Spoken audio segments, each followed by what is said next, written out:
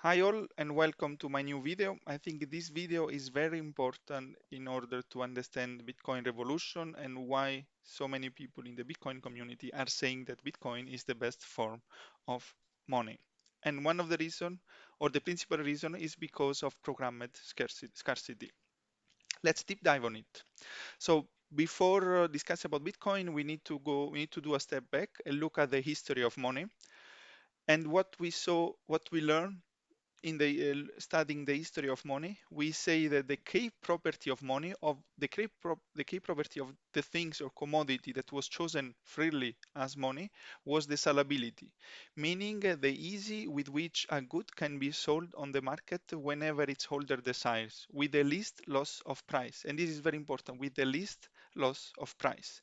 And there are three types of salability: across space, across time, and across scales. Across space, that you can move easily and it can be accepted; across time, that it holds the value; and across scales, that it can be divided, it can be used a unit of account.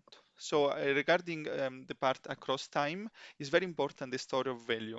And it means a good is a store of value when it's immune to deterioration and the supply of the good not increasing too drastically during the holding period. Hardness of money is the relative difficulty of producing new monetary units determines the hardness of money. Money whose supply is hard to increase is known as hard money.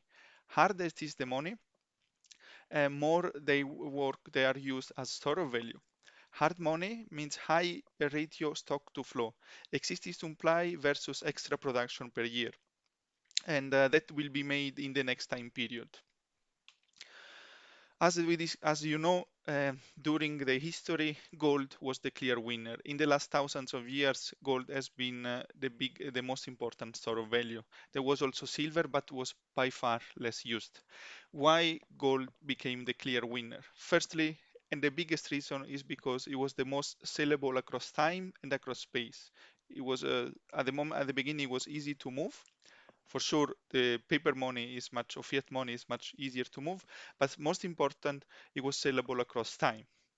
Why it was sellable across time? Because it was scarce. Because the average increase, in fact, of the supply in the last 7 decades, it was 1.5%. And in the past was also between 2 and 3%.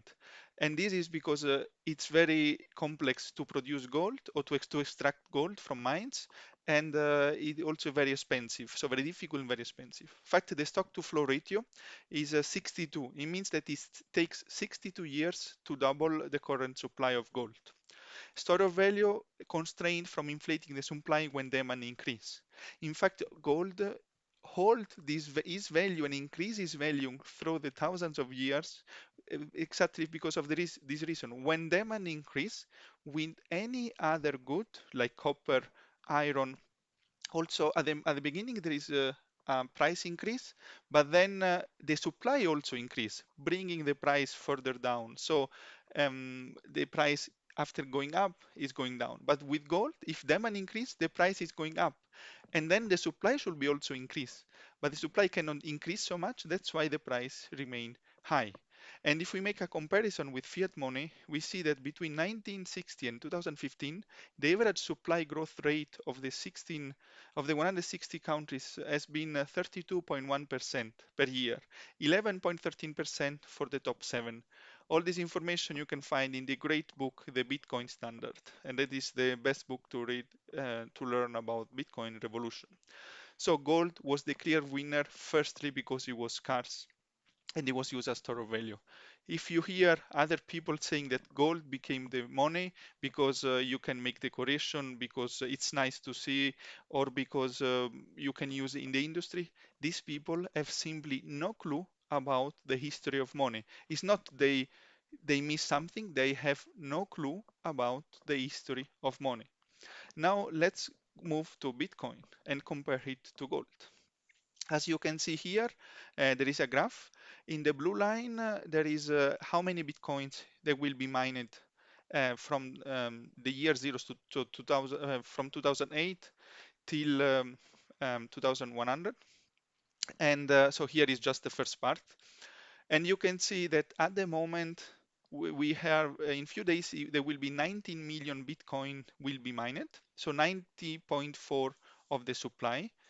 And Bitcoin has a fixed supply because Bitcoin has a fixed supply of 21 million Bitcoin. So there will never be more than 21 million Bitcoin.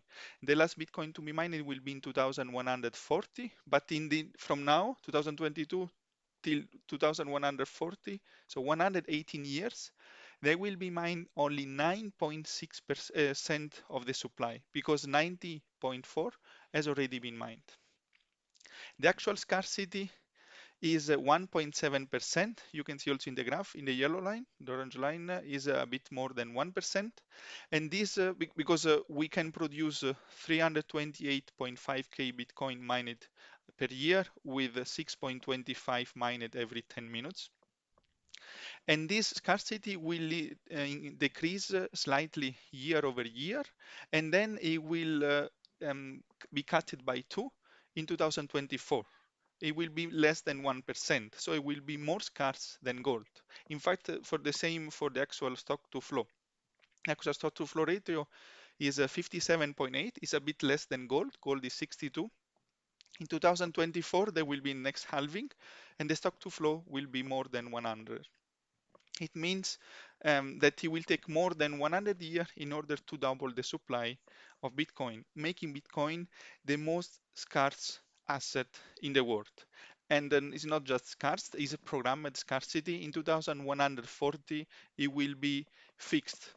And if we, as we learned before, the hardest is the money, so the most difficult is to increase the supply. The best is a store of value. To have a fixed supply is the best situation for an asset to be the store of value. So this is one of the key reasons why the Bitcoin community is saying that Bitcoin is the best form of money. I hope you learn here an important topic regarding Bitcoin, and see you in the next video. Bye.